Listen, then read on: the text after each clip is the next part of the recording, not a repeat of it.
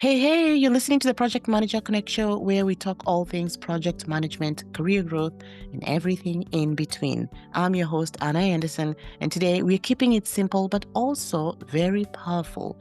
If you're managing a project and feeling overwhelmed with what you actually need to stay organized, this episode is for you. I'm breaking down 7 core documents that should be in every project manager's toolkit. I know there are tons of documents out there, but I've selected 7 that I've seen commonly used that I use, share with my clients, and today I'm sharing those with you. You don't need those 500 templates.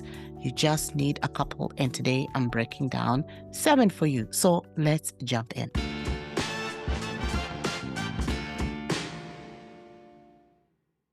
Welcome back. So first up is the project charter. This is your project's why. It gives you authority to move forward. It outlines the purpose, the scope, key stakeholders, high-level timeline, and a budget if you have one. Now listen, if you've ever kicked off a project without this, you probably felt the chaos. No clear goals, no clear direction. So a charter doesn't have to be fancy, but it needs to exist. So you can create one on your own. Maybe your organization already has a template that they use, but I request that at least you have a project charter to start off, even if it's just one page. This is your North Star. It is a document, again, that authorizes you and also outlines why you are doing the project. Yeah. So the first one again is the project charter. The next one here is the stakeholder register. Who are stakeholders? Stakeholders are people who have a stake on your project. So this is basically your people map. You understand who's involved, what's their role, how much influence do they have on the project, because this is important, and also how you would like or how they'd like you to communicate with them. I once had a project fall behind simply because I kept emailing someone who preferred phone calls. And sometimes, this may sound small, but it's actually a big deal. So, this document helps you manage relationships before they become risks. It's important for you to put together your stakeholder register, understand who you're working with, because again, these are people who have a stake on your project. So, again, the second one here is a stakeholder register. The third one here is your project plan. What is your project plan? This is like your project's GPS. It pretty much lays down or rather lays out the phases, the timeline, the deliverables, the milestones, all the stuff that helps you drive your project forward.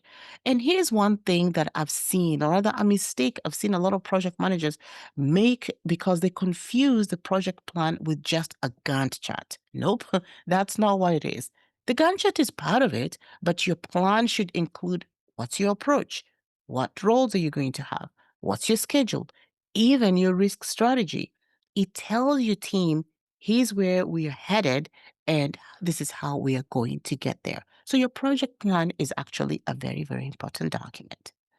The fourth document here is your communication plan. Who does not want to know what's happening on the project? This one is a game changer because honestly, most project issues are communication issues that show up in disguise. So this document should answer who needs updates? What kind of update? How often? So what's the cadence that you're going to show here? And through what channel? So your executive sponsor may want maybe a one pager every 2 weeks, or maybe just a one-on-one with you. Your dev team, on the other hand, may want maybe daily stand-ups, or maybe you have that with your team.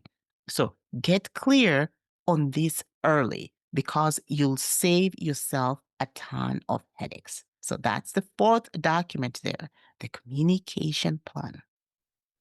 The fifth document here is your raid log. So a lot of people say, do I need a raid log, Hannah? I've had a client actually ask me the other day, do I need a raid log? So a raid log is risks, any assumptions, any issues, any dependencies. Some people even say the A stands for actions, but this is your risk radar. Okay. So you want one central place where you can log things that could go wrong, things that maybe you're assuming or actions that you want to take, actual problems that happen, and anything your timeline pretty much depends on. And I keep mine, we talk about it every day, and we have a risk or a raid log meeting where we talk about this as well. So you want to keep this one handy. All right. It keeps your brain clear and also your leadership in the loop. Here's a quick pro tip. Don't wait for risk to become an issue. Talk about it all the time. For example, if your gut says, do I need to log it? Just log it because you're not going to remember everything. So just log it. If you end up discussing about it and it's not a risk, it's not an assumption, it's not an issue, it's not an action item that you need to take, or it's not a dependency, then yeah, you can get rid of it. But if you think about it, if your team brings it up, please go ahead and log it into your rate log because you never know. All right. So that was the fifth document. The sixth one here is your status report template. Okay. You, as a project manager, you're going to be submitting a status report, letting everybody know, hey, what's happening in your project. It's pretty much your communication baseline, a short, consistent update, maybe same format every week or bi-weekly, helping your stakeholders stay aligned without any surprises, informing them this is what's happening on the project, key updates, accomplishments, any risks that could happen, blockers, any next step, and it's important for you to also keep it visual if possible. So, for example, green, we are on track. Yellow, something is happening. Red, let's take action here. Because that helps people understand, okay, the project is green, or the project is yellow, or the project is red. And what's the plan or mitigation for you to come back to yellow, or what's the mitigation for you to come back to green?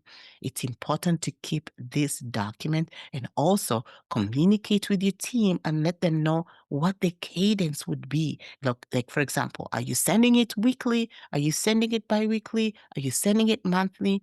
That way people are expecting it and you're not just sending it some random times throughout the duration of the project. All right. So that is the status report template. The final one here that I think is important, again, I know there are tons of other templates out there, so please feel free to incorporate whatever other additional templates that you have. But I also don't want you to go on and, I'm sorry, documents as well. I don't want you to go on and on and on finding some random document because you just want to keep up, or you read about it in a book, or maybe you heard about it somewhere. These are the core ones that you need. And this one is a lessons learned log. So this is the final one that I'm talking about. But again, I know there's tons of other documents out there. So don't wait until the end to start this. You can start adding things throughout your project on your lessons learned document. You can understand, hey, what worked? What didn't work?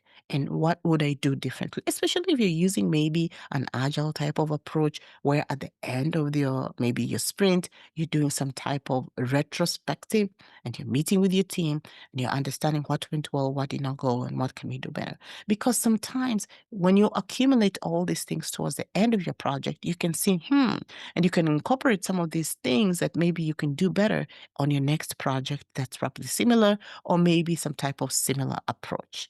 Okay. So even if no one reads it, you have it at least, and you can review it with your team sometimes later in the project, because you never know, you'll thank yourself on the next project, especially if you're assigned to a similar project in the future. All right.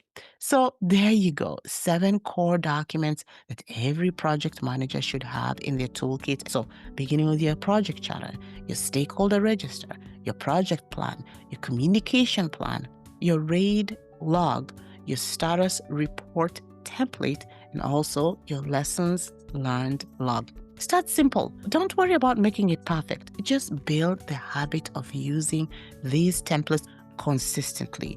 And hey, if you found this helpful, share this episode with a fellow project manager or tag me on LinkedIn. Let me know what kind of project templates you're actually using to support you on your day-to-day as you're managing those projects assigned to you.